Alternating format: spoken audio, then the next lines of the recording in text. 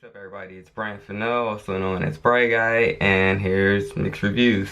So Mixed Reviews is pretty much something where I just assess, evaluate wines, distilled spirits, cocktails, whatever it is I can imbibe to let you know if I would recommend it to you or not. So today, I want to share with you, boom boom boom boom, Sun Goddess. So this is Mary J. Blige's wine.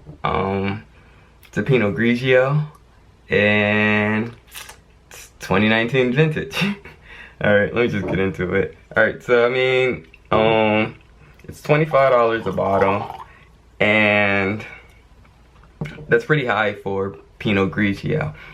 And I think I understand why it's $25 or why it would cost more than what you would think. It's because it is a Ramato style. So Ramato is pretty much they let it age on it, or they let it sit on the skins for a little bit of time so it can gain this, what they would call copperish color. But to me it's like it's not copper, it's more pinkish, like almost salmon, I guess you would say, kind of color, but really like pale.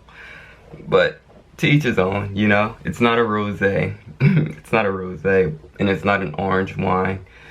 But $25 is still pretty steep, definitely for a Pinot Grigio of an unknown producer. Like even like really great producers charge around like $20, I guess you would say.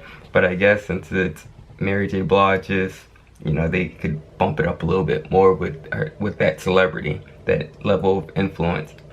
So within an interview at that I read in a Wine and Spirits magazine, pretty much she got introduced to this family that makes Pinot Grigio, that makes wines, and she's a huge Pinot Grigio fan. That's her favorite grape varietal, and she wanted to have her own brand, and they presented this and she loved it.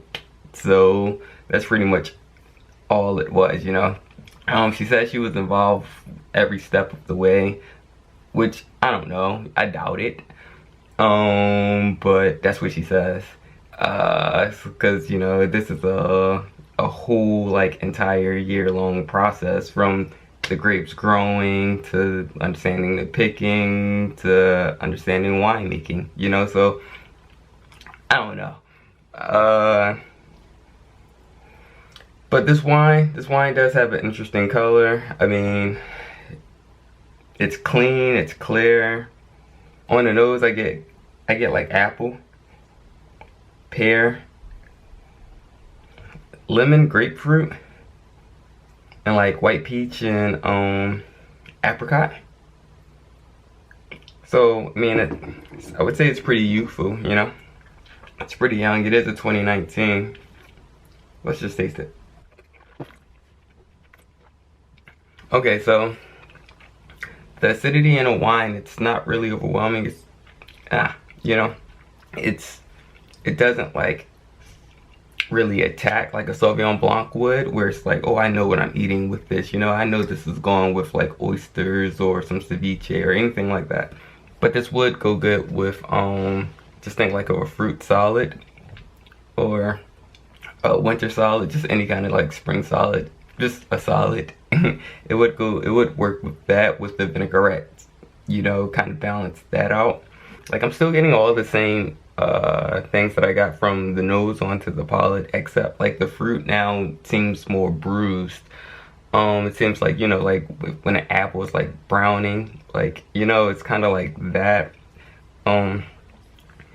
Yeah, it's kind of like has this like bitter, off-putting aftertaste to it as well. I'm sorry I'm not selling this at all, but this is just what I'm getting off of, just to try. And yeah, I mean, I think this is a good wine. Like, it's not horrible. I know I won't recommend it to you guys to go out and purchase, because $25 for this is really steep. That's just it. I'll fight myself through this. Hey, that's it. That's all I'm going to say about this. Alright, once again, this is Bryant Fennell, also known as Bry Guy, and this is Mixed Reviews. And this actually was a mixed review because it's like I want to be so great at giving this the greatest thing, you know, because Mary J. Blige, but the juice tells me to say otherwise. Alright?